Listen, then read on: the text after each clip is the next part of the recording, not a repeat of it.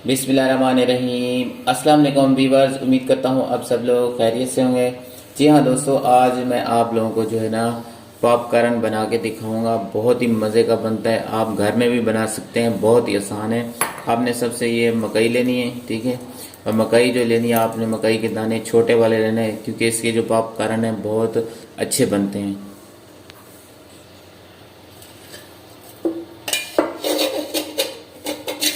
सबसे पहले हमने एक इसमें ऑयल या घी डाल लेना है। बिस्मिल्लाहिर्रहमानिर्रहीम।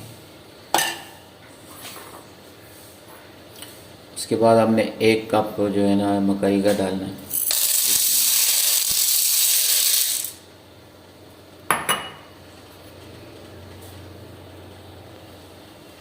उसके बाद हमने नमक डालना है।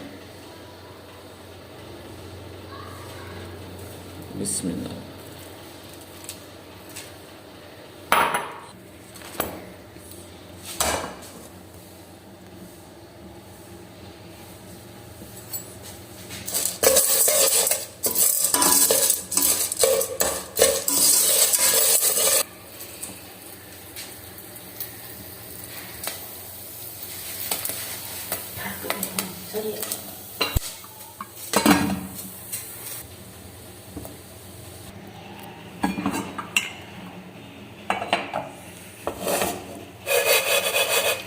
जी हाँ दोस्तों, बहुत ही मज़े के बने अल्हम्दुलिल्लाह बन चुके हैं। जैसे बाज़ार से आप लोग लेते हैं वैसे ही बने हैं, बहुत ही आसान है।